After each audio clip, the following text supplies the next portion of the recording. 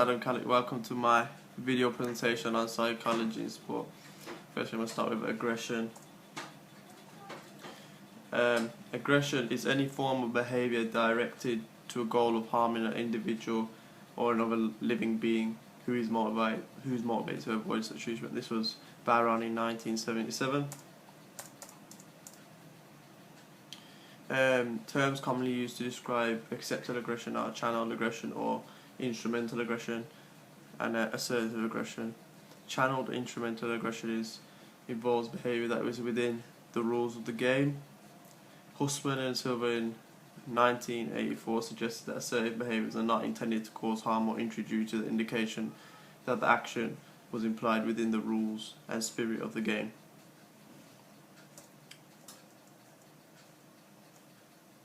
The grey area. In sport, the small fraction between assertiveness and channeled aggression is so small, that's why it's essential that referees are trained correctly. So the aggression and assertiveness must be viewed correctly and also directed correctly within a sporting action. Cause of aggression: poor officiating, extrinsic rewards such as money, fame, nature of the sport, contact and non-contact, peer pressure.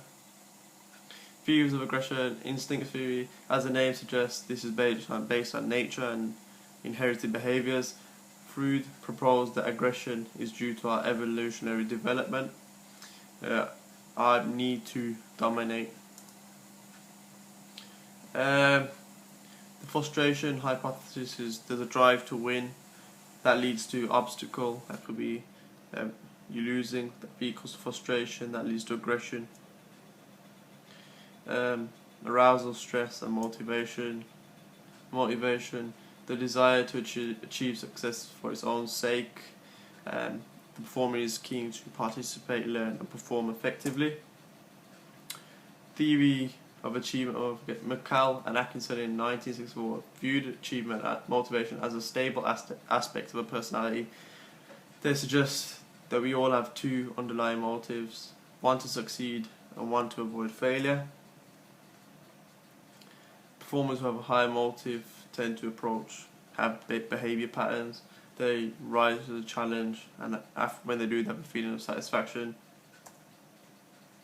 Arousal. According to Crane in 1992, arousal is defined as a general psychological and physiological activation of the person that varies on a continuum from deep sleep to intense excitement. Theories of arousal. Drive theory Hull states that there is a linear relationship between arousal and performance. As the level of arousal increases, so does the dominant response. Theories of arousal. Inverted U, this was by Yerkes and Dobson, suggests that the relationship with Colvinier increased arousal performance at a certain point. After this, it decreases like a semicircle. The catastrophe is where a person reaches their maximum and then they do not come down slowly, their performance just drops straight away. This was developed by Hardy and Fazer in 1987. Stress, this was by Selye in 1956. The non-specific response of the body to any demands made upon it. Eustress stress is a positive form of stress. Anxiety is a negative form of stress, and anxiety can lead to other problems around life. Cause of stress: nature of the game, fear of failure, having a high trait anxiety, parental pressure and extrinsic rewards. Two types of anxiety. Trait anxiety refers to the general disposition of an individual to perceive situations as threatening. This is stable and genetically inherited, more likely to become anxious. State anxiety, which becomes when a player is placed in a particular situation. This is linked to mood, can alter from moment to moment. Personality, nature. Individuals are based on parental genes. They can be stable, they can be an extrovert, introvert, keep themselves to themselves, or they can be outgoing. Personality, this was developed by Hollinger in 1971. Personality is a sum total of an individual's characteristics made him unique. Trait theories represents the nature approach, suggests that we are born with inherited characteristics which do not alter over time, traits that seem to be stable, enduring and consistent. Isaac's circular diagram of personality characteristics, and this is used to develop and see where your personalities are at that certain time. Interactionist theories propose that personality is a mixture of inherited traits and person's current situation. That was by Bowsers in 1973. Personality and sporting performance. There is no clear link between personality type and success in sport. There is no clear link between personality and choice of sports. Skeptical approach. Personality can be changed by the situation. Okay, now we're going to go into biomechanics in sport. First, we'll start with momentum and impulse. Momentum is the amount of motion of a moving body possesses. Momentum actually isn't weight, it's actually mass, kg, times velocity. Yeah. The momentum of a 90 kilogram prop forward travelling at a velocity of 10 milliliters a second is therefore 900 kg ms minus 1. Now, when we consider an object or performing flight, such as a big long jump, and neither mass nor velocity can alter the momentum, so it's said to be conserved. Projectile motion occurs whenever a body or object is in flight. The horizontal distance covered by a projectile dependent upon velocity of increase, the height of an angle of release, so if you throw it, the angle and velocity will determine the length of throw. That would be javelin. Projectiles in motion. Force pushing an object determines the side, direction and rotation in flight. As speed increases, air resistance has a greater retarding effect on the object of flight, meaning it will slow it down as there's more motion there and more drag within the air. Force is on a falling object. Weight is constant. Resistance / drag depends on square velocity.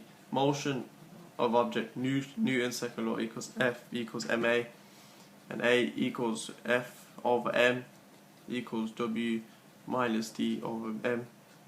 When drag is equal to weight, acceleration is 0, velocity becomes constant, terminal velocity. Newton's law of motion. This relates to this notion: everybody at rest or moving constant velocities in a straight line will continue in that state unless compelled to change by an external force exerted upon. So that'll be, example would be a pull-up, moving against gravity. For example, consider a golf ball at rest. There are two forces acted upon it. The first force is the Earth's gravitational pull. The second force is the reaction from the tee, which pushes back onto the ball. The golf ball remains motionless until it's struck by the golf club, and this transfers an action force. Newton's second law, the law of acceleration. Example would be teeing off. The golf ball receives a greater change of velocity. Acceleration states that acceleration moves proportional to the force acting upon it. Newton's third law, the law of action and reaction. For every action there is equal and opposite reaction. This statement means that in every interaction there is equal balance of force. For example, doing a high jump. In sporting performance, application of forces. In sporting performance, force is a key factor. Without force, you would not be able to do many things like jump, kick, throw, push, or pull. This change of when a force is applied to an object, the velocity of the object can change. This change in velocity creates an acceleration. Force can therefore cause a number of things to the body, such as acceleration, deceleration, change of direction, and change of state. Lever systems. There's 3 lever systems.